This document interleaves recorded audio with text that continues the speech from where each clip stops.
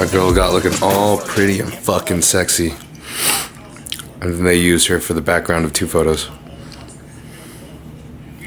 I'm watching this video of me catching Mr. Coach Kyle Wilkes finally using retatrutide with his clients. Oh, it's about time. I know, right? Good old Kyle and Viz, Mr. Phil. So it's week 12. I just finished 45 minutes of fasted cardio in the morning, and today is ab roller day. Little rest ab roller day. So there's 2 rest days per week. Cardio every single day. 30 minutes of fasted cardio on legs and chest. It's more so upper chest. And then 45 minutes of cardio on every other day, which is fantastic because I'm 12 weeks out and getting a little tired already. So one of our bros in the last video requested a 5 to 10 minute little quick spiel on the cycle, or at least a cycle update, I'd assume. And I did expect for there to be some kind of bump up of some sort, but not yet. Basically, it's been an 18-week prep total, and now we're at 12 weeks out, so it's been about 6 weeks. And at 16 weeks out is when we started the prep cycle of... So before this, it was about 600 test and 500 primo. And then by the time that prep rolled around, he bumped up the numbers of tests to 750, which is pretty sick. That's how much Martin Fitzwater runs. So maybe I'll become as big as Martin. As if. And DHP is 300 milligrams and NPP is 150 milligrams, which, you know, this is my first time ever running DHP, and I gotta say, feels pretty decent. I feel nothing really any different, to be honest. And I've been trying to write some notes to at least give myself some distinctive record of any potential mental changes I may feel, or any potential physiological changes I may feel or notice, and there hasn't been any. So NPP, have no issues. Normally I take some P5P just to be a little bit wary about some prolactin management, but I mean, other than that, it hardly feels necessary for me personally. And at 150 mg of NPP, no anxiety and no libido problems, really. I do feel like I was a little bit more... I do feel like I was a little crazy during the off season, and right now I feel like a little less crazy, so maybe, but considering my shit's raging more than my partner right now, it's probably a good thing. Test sussed at 750. I also don't feel any issues. Feel pretty great to be at 750 now. My last prep, my last coach had me start Clan for the first time, and Clan was pretty much sustained throughout most of the prep, with dosages that titrated very slowly upwards. And normally I would actually ask him if I could keep the dose slightly lower. So I would say 2 of the compounds, Tren and Clen, were the 2 compounds that I chose to run less than were in our plan. But obviously I discussed this with him openly, and for, I think, pretty obvious reasons. And then this prep right now, there's no Clen yet, so I don't know if Mr. Patrick's going to implement that at all. I would be interested in potentially having it at some point, because I do like low dose, whether it's 20 to 40 micrograms. I'm sure up to 40 at some point, just to help. It's nice to have that fucking like get going feeling, you know? And if it's not too high, then it doesn't mess with sleep, doesn't really mess with the heart rate. It's pretty freaking, pretty tolerable. As far as additional stuff right now, I am trying this myself because I drink a fuck ton of water, man. And I do wake up an average of twice per night to go pee. Part of this, I think, is because of some various sleep issues that I've been determining over the course of the last few years, going to a sleep doctor. I am not prescribed, no, sorry, I do not have sleep apnea. I did stop breathing 3 out of 5 times required to be diagnosed with sleep apnea. However, I was diagnosed with this thing called UARS, which is upper airway resistance syndrome. This basically means that I am like a Frenchie or a pug, and it's hard for me to breathe. And I could get surgery to fix my fucking damn nose and nasal passageway, but apparently The surgery is only helpful to stop snoring and some sleep breathing issues for maybe like 5 years or so, which doesn't seem worth it, if I'm going to be honest. So the other option and the other thing that is an appliance that works a lot for UARS is this mouthpiece, and that's what I ended up purchasing from them. I'm still hoping to get insurance covered because it was fucking basically the rest of the money in my bank account. I ended up having to pay them $5,000 for this freaking mouthpiece that all it does is move my jaw forward so that my tongue isn't in the way, and then allows me to breathe more freely when I'm in bed, especially if I end up sleeping on my back. So, but to try to aid the problem potentially, this thing that people have discussed as a potential side effect for recline is called mirabegrin, but what it's initially prescribed for is overactive bladder. So all it does is basically relax your bladder muscles in order for there to be like a greater capacity in which it doesn't really signal the urgency to pee quite as soon as it would for someone that's not on it. So, and I tend to have this urgency every fucking 50 minutes sometimes. That's an over exaggeration, but I pee a lot. And I've only been taking half the dose just because I'm a fucking scaredy cat sometimes. And the dose is 50. So I've been taking 25. I've been breaking the pills in half. One, so that I can save money. And two, I like to take things slow. So I'll take a full pill at some point if I feel necessary. And then I'll report my findings to you. All right, GH is now bumped up from 4 IUs to 5. So when I was with Kyle, I was taking 2 IUs every day. Then when I switched to Patrick 10 months ago, right after my last show, as we reversed, no wait, sorry, we didn't reverse, we actually did a rebound where we consumed a great surplus of calories immediately post-show while skipping the health phase, because according to my blood work, surprisingly, my blood work was excellent, especially for being post-show. So he took that as okay, go. We can use this and take advantage of this time to try to build even more muscle mass. So transparently stayed on compounds that he prescribed at a lower dosage than normal. I was actually surprised how low it was. When I did this rebound phase with Patrick, he had me jump up to 3 IUs. And then a little further on into the off season, we ended up jumping to 4 IUs, which was 2 in the morning. Well, it was actually 2 after meal 1 and then 2 right before going to bed. And now he pumped it up to 5, where it's 2.5 in the morning, fasted before fasted cardio, which I personally inject intramuscularly in the morning because I go immediately to fasted cardio and I want to make sure the GH is working by the time I get to fasted cardio. If you do it subcutaneously, it's going to take a lot longer. And then I have the last 2.5 IUs right post-workout, which is also a really good time to take GH, especially if you're trying to preserve muscle or, essentially grow muscle mass, which... Growing muscle mass, as interesting as it is, I think we're going to try to do that in the last half of prep, which is probably why he's trying to take this first half really hard. So like I looked at my past pictures and looking at my physique now at 12 weeks out, I'm actually quite a bit leaner than I was at 10 weeks out last year. So that tells me some good things, but I'm not really sure how we're going to go about it. I'm just going to trust and coach. The rest of the cycle, from Transcend, I take NAD plus in the mornings, and then I have Glutathione, which is from Anazao. I really recommend you guys get the Anazao. These are all pharmaceutical grade, by the way, but I do recommend you guys get the Anazao because that's probably the least painful glutathione that you can get in form of injection. If you guys can get liposomal glutathione, that's really awesome too. Then I have ACG, which I take at a low dose. I'm only taking 0.6 or 0.06 milliliters Monday, Wednesday, and Friday. It's a microdose, basically just to upkeep the signal while I'm on the cycle.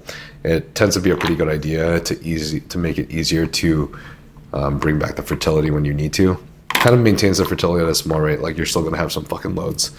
So I'd be kind of worried. If you're taking an ACG during cycle, I would probably still wrap that shit up or get those girls on birth control. Coach still has me doing IGF-1, LR3, which is another thing that I'm getting from Transcend. This is specifically on upper chest days and quad days, but only twice a week, which is on the 2 high carb days that I have. So while my low carb days are 200 on training days, 130 on rest days, the 2 high carb days I have are 550, which is a fucking massive spike. Obviously, the food volume change is insane. And I feel very lethargic on those days, especially now, because I think my stomach is not as used to it anymore. But it feels nice that day and the day after with the amount of energy I have. Normally the day before, I'm fucking lacking, bro. So the IGF-1 definitely helps a lot with blood sugar levels on those days. And obviously it's increasing my IGF-1 levels. And I inject it intramuscularly, bilaterally into the muscle group that I'm trying to work on. So if I'm doing the high carb days on 2 quad days, I'll do it bilaterally into each quad, 25 micrograms per quad. Then your typical that basically everyone takes, whether or not you're an ad or not, BPC 157, just for all my freaking inflamed tendons and shit that were fucked during my off season for training a little bit too crazy and not doing enough body work at the same time. So that is helping a lot. Also tends to upregulate GABA before bed, and sometimes I have sleep issues, so taking this before bed tends to be a good idea, especially for me. Some things I haven't tried yet that are on the board is potentially using retatrutide. I was literally just listening to Kyle talking about it, how he implements it now with some clients if they feel the need at a microdose. The microdose seems to be very effective because, one, it's obviously good and much better for regulating blood sugar versus all the other GLPs, and has a little bit of extra fat burning it too, which is nice. Plus, if you have any addictions or you have an addictive personality, retatrutide can be beneficial for you to blunt the signals of those addictions. I just had a podcast with Vigor Steve, and he was just discussing about how some guys on retatrutide help them literally come off any addictions off of alcohol, benzos, weed, any of these other recreational drugs. So that's kind of exciting. Yeah, anyways, all the peptides I talked about here that I'm getting pharma-grade from Transcend, they're 30% off too for this entire freaking month. So until the end of July, which they always cut off very promptly. So I would take advantage of that because I don't think they've ever had a full, every single medication is 30% off. They always just like pick and choose ones. Or they have stacks, like the Wolverine stack or something. So I don't know, shit that I don't understand. What are you doing?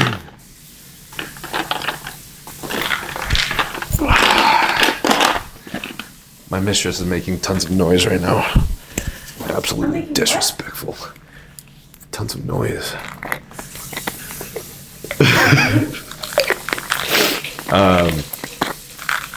And then last but not...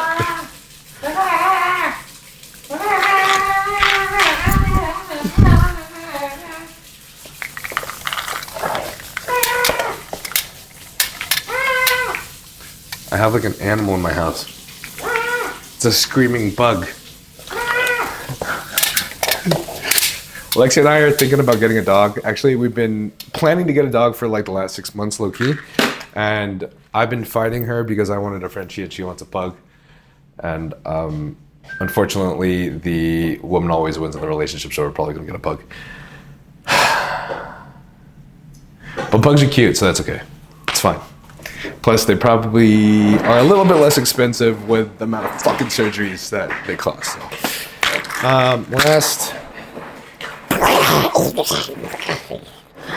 The last supplement or thing that I have in the cycle, not a steroid or anything, but arachidonic acid, which is something I talked with Dr. Trevor Kuritzin on the podcast as well.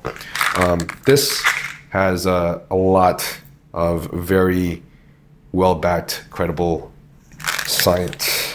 Very beneficial for your brain, but it essentially increases the inflammation that is stimulated through working out. So, and this is the inflammation that's necessary for you to even grow in the first place. But you have to recover from that. So if you don't recover from it, then you don't get more hypertrophy. So you're going to be more sore, etc., whatever. But he says because it increases inflammation, and obviously inflammation is good in some senses, but it's not good everywhere all the time. He recommends not taking this every single day, but just on, say, 2 days of the week. So I take these on the days that I need to grow the most, which is obviously the leg days. I pair this on top of the IGF-1. What else do I take on my leg days? Just a fuck ton of carbs. Good old Coach Patrick Torre has me doing his favorite little rice cake and jam combo which I freaking actually love. It's so fire. Yeah, as much as I understand training has probably made the most difference in my legs, I'd be lying if I didn't say this IGF-1 and this little like leg combo hasn't helped immensely too. So, and this is also the new Young LA drop that's on the 15th. It's a mega drop with the biggest restock they have of the year. And I don't really remember what the total percentage off is, but they're calling it a sale, which means it's 20% off. So if you guys use code Nile, you get 20% off everything on Young LA with the new shit. And they copied a bunch of Rock Band tees. They do have this new Tom and Jerry set, which I think is just a little. I didn't say it. But the rest of the stuff I think is pretty tough, especially the Rock tees. And some of the girls' stuff is pretty cute as well. You're short. Coming from here is crazy. She's actually 5'8". Right. You look good. Thanks, right? You look good in this fit. You look almost as good as me. Someday you'll have a chest like mine.